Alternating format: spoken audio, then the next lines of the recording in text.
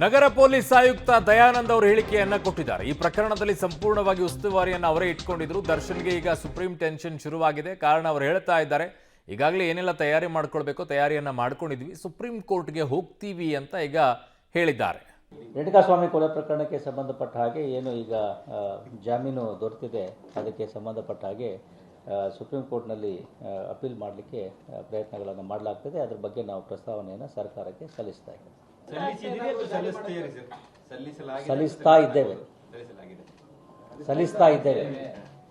ರೇಣುಕಾಸ್ವಾಮಿ ಕೊಲೆ ಪ್ರಕರಣಕ್ಕೆ ಸಂಬಂಧಪಟ್ಟ ಹಾಗೆ ಏನು ಈಗ ಜಾಮೀನು ದೊರೆತಿದೆ, ಅದಕ್ಕೆ ಸಂಬಂಧಪಟ್ಟ ಹಾಗೆ ಸುಪ್ರೀಂ ಕೋರ್ಟ್ನಲ್ಲಿ ಅಪೀಲ್ ಮಾಡಲಿಕ್ಕೆ ಪ್ರಯತ್ನಗಳನ್ನು ಮಾಡಲಾಗ್ತದೆ. ಅದರ ಬಗ್ಗೆ ನಾವು ಪ್ರಸ್ತಾವನೆಯನ್ನು ಸರ್ಕಾರಕ್ಕೆ ಸಲ್ಲಿಸ್ತಾ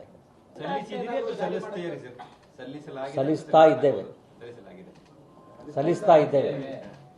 ರೇಣುಕಾಸ್ವಾಮಿ ಕೊಲೆ ಪ್ರಕರಣಕ್ಕೆ ಸಂಬಂಧಪಟ್ಟ ಹಾಗೆ ಏನು ಈಗ ಜಾಮೀನು ದೊರೆತಿದೆ, ಅದಕ್ಕೆ ಸಂಬಂಧಪಟ್ಟ ಹಾಗೆ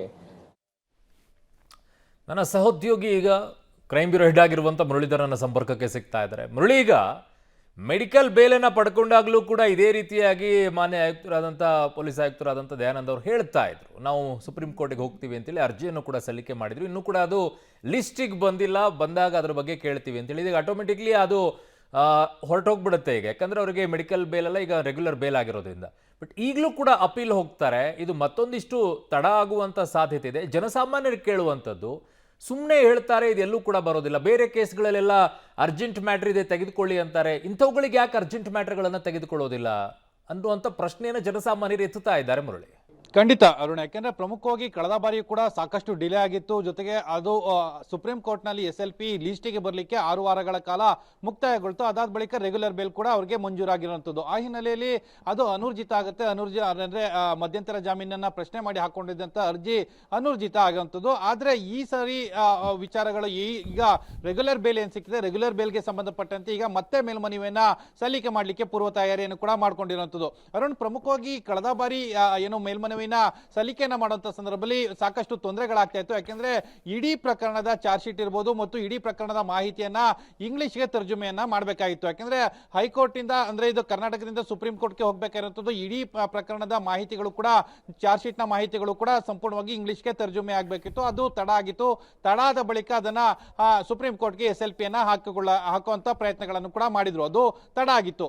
ಆದ್ರೆ ಈಗ ಆ ರೀತಿಯ ತಡ ಆಗುವಂತ ಸಾಧ್ಯತೆಗಳು ತೀರಾ ಕಡಿಮೆ. ಯಾಕೆಂದ್ರೆ ಗೃಹ ಇಲಾಖೆಯ ಅಧಿಕಾರಿಗಳೀಗ ಬೆಳಗಾವಿಯ ಅಧಿವೇಶನ ನಡೀತಾ ಇದೆ. ಅಧಿವೇಶನ ಮುಕ್ತಾಯದ ಬಳಿಕ ಬಹುತೇಕ ಗುರುವಾರ ಅಥವಾ ಶುಕ್ರವಾರದ ಬಳಿಕ ಇಲ್ಲಿ ಕಾರ್ಯವನ್ನ ಪ್ರಾರಂಭ ಮಾಡ್ತಾರೆ, ಅಂದ್ರೆ ಬೆಂಗಳೂರಿಗೆ ವಾಪಸ್ ಬರ್ತಾರೆ. ಆ ಸಂದರ್ಭದಲ್ಲಿ ಈ ಪ್ರಕ್ರಿಯೆ ಏನಿತ್ತು, ಈ ಪ್ರಕ್ರಿಯೆಯನ್ನ ಬೇಗ ಮುಂದುವರಿಸಬೇಕು. ಜೊತೆಗೆ ಸುಪ್ರೀಂ ಕೋರ್ಟ್ಗೆ ಬೇಗ ಮೇಲ್ಮನವಿಯನ್ನ ಸಲ್ಲಿಕೆಯನ್ನು ಮಾಡಬೇಕು ಅಂತೇಳಿ ತಯಾರಿಯನ್ನ ಮಾಡ್ಕೊಳ್ತಾ ಇರುವಂತದ್ದು. ಬಹುತೇಕ ಮುಂದಿನ ಸೋಮವಾರದ ಒಳಗಾಗಿ ಗೃಹ ಇಲಾಖೆ ಒಂದು ಪರ್ಮಿಷನ್, ಅಂದ್ರೆ ಪ್ರಾಸಿಕ್ಯೂಷನ್ ಪರ್ಮಿಷನ್ ಏನಾದರೂ ಕೊಟ್ರೆ, ಪ್ರಾಸಿಕ್ಯೂಷನ್ ಟೀಮ್ ಇಂದ ಪರ್ಮಿಷನ್ ಏನಾದರೂ ಕೊಟ್ರೆ ಮುಂದಿನ ಸೋಮವಾರವೇ ಸುಪ್ರೀಂ ಕೋರ್ಟ್ಗೆ ಮೇಲ್ಮನವಿಯನ್ನ ಸಲ್ಲಿಕೆ ಮಾಡುವಂತ ಸಾಧ್ಯತೆಗಳು ಅತಿ ಹೆಚ್ಚಾಗಿರುವಂತದ್ದು. ಅರುಣ್, ಓಕೆ, ಬಟ್ ಬೇಲನ್ನ ಪ್ರಶ್ನಿಸಿ ಈಗ ಇನ್ನೂ ಕೂಡ ಅಧಿವೇಶನ ಮುಗಿಸ್ಬೇಕು, ಬರಬೇಕು. ಬಟ್ ಇಂಗ್ಲಿಷಲ್ಲಿ ತರ್ಜುಮೆ ಈಗಾಗಲೇ ಆಗಿರೋದ್ರಿಂದ ಇದು ತುಂಬಾ ತಡ ಆಗ್ಲಿಕ್ಕಿಲ್ಲ ಅಂತ ಕಾಣಿಸುತ್ತೆ. ಖಂಡಿತ ಅರುಣ್, ಯಾಕೆಂದ್ರೆ ಕಳೆದ ಬಾರಿ ಏನು ಮಧ್ಯಂತರ ಜಾಮೀನಿಗೆ ಅರ್ಜಿ, ಅಂದ್ರೆ ಪ್ರಶ್ನೆ ಮಾಡಿ ಮೇಲ್ಮನವಿಯನ್ನ ಸಲ್ಲಿಕೆ ಮಾಡುವಂತ ಸಂದರ್ಭದಲ್ಲಿ ಇವರಿಗೆ ಒಂದಷ್ಟು ಟೆಕ್ನಿಕಲ್ ತೊಂದರೆಗಳಿತ್ತು. ಜೊತೆಗೆ ಇಡೀ ಪ್ರಕರಣವನ್ನ ತರ್ಜುಮೆಯನ್ನ ಮಾಡಬೇಕು, ಅದರ ಮಾಹಿತಿಗಳನ್ನ ಅಲ್ಲಿ ಬ್ರೀಫ್ ಅನ್ನ ಮಾಡುವಂತ ಅವಶ್ಯಕತೆಗಳಿತ್ತು. ಆ ಹಿನ್ನೆಲೆಯಲ್ಲಿ ಅದು ತಡ ಆಗಿತ್ತು. ಜೊತೆಗೆ ಇನ್ನೊಂದು ಪ್ರಮುಖವಾದ ವಿಚಾರ ಅಂದ್ರೆ ಮಧ್ಯಂತರ ಜಾಮೀನನ್ನ ತಡೆ ಮಾಡಲಿಕ್ಕೆ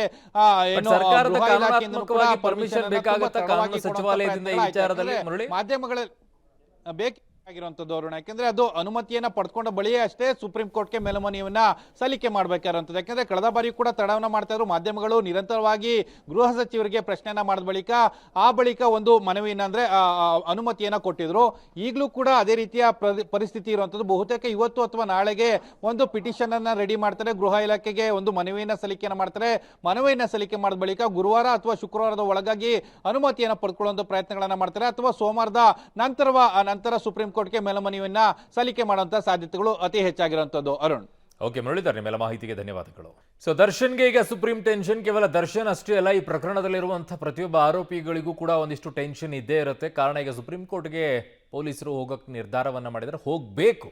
ಕಾರಣ ಈ ಪ್ರಕರಣದಲ್ಲಿ ಈಗ ಹಲವು ರೀತಿಯಾದಂಥ ಪ್ರಶ್ನೆಗಳು, ಹಲವು ರೀತಿಯಾದಂಥ ಅನುಮಾನಗಳಿಗೆ ಎಡೆ ಮಾಡಿಕೊಟ್ಟಿರೋದ್ರಿಂದ ಈ ಪ್ರಕರಣ ಹೇಗೆ ಯಾವ ಹತ್ರ ಹೋಗುತ್ತೆ, ಸುಪ್ರೀಂ ಕೋರ್ಟ್ ಹೇಗೆ ನೋಡುತ್ತೆ ಅನ್ನೋದನ್ನ ನೋಡಬೇಕಾಗಿದೆ.